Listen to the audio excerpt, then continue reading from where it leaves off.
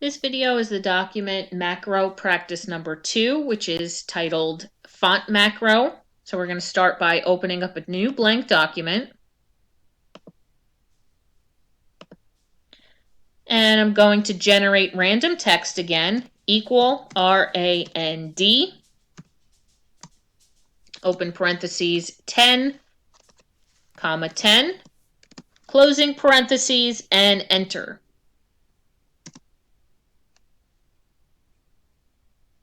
Okay, and then I want to start setting up my macro. I'm going to go up to my Developer tab, and in my code group, I'm going to select Record Macro. In my Record Macro dialog box, I'm going to name this macro Font. And you want to store macro in all documents, which is the normal template. I'm going to click on my keyboard button to set up my keyboard shortcut. Make sure your insertion point is in the Press New Shortcut key field. And for this one, we're going to hold down Alt and select the letter Z. Alt plus Z. Make sure it's currently assigned to unassigned. As long as that is unassigned, you can click the Assign button, and then make sure that in the Current Keys field that Alt Z appears here. All right, and then remember, as soon as we hit our Close button from this dialog box, Word will start recording our macro. So you can see my cursor is now that little sad cassette tape. We're going to go up to the Home tab, and in the font group, we're going to select Times New Roman.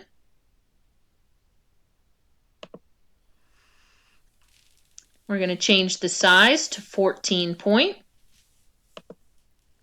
And on the Home tab in the Paragraph Command group, we're going to select Justify.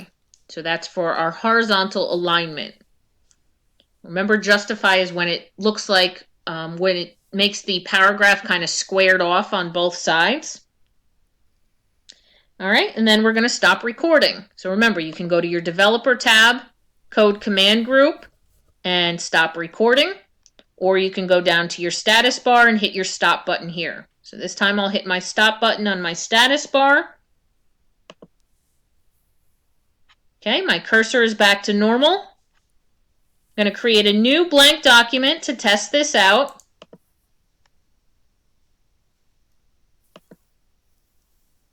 I'm going to generate new text equals RAND in parentheses 10, comma 10. And enter. Now I want to run this macro on the whole entire document, so I'm going to press Control and the letter A. And let's try with our keyboard shortcut. Alt, letter Z. And look at that. Times New Roman, size 14. And the paragraphs are all justified as well. I'm going to undo that.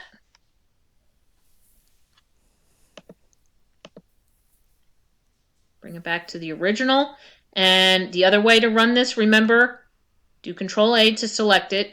Developer tab, Code Group, go into Macros. Here we have our font macro, and we can run that. Give it a second to update, and there we have it. Everything worked perfectly. All right, so this one was even more simpler than macro practice number 1. All right, so just give these a try out. Again, like I said in the last video, if it doesn't work out the first time, don't get frustrated. You have plenty of time to practice these. Just remember, if it doesn't work out the first time, to go back and delete it. Again, to delete, Code Group, Macros, select the macro, hit your delete button, and hit yes. So that'll clear it out and give you a clean slate to start from. All right, so these are your 2 activities that you'll be working on for lesson 7, which is macros. Again, do not go into your textbook to try and work on those activities. Much too complicated.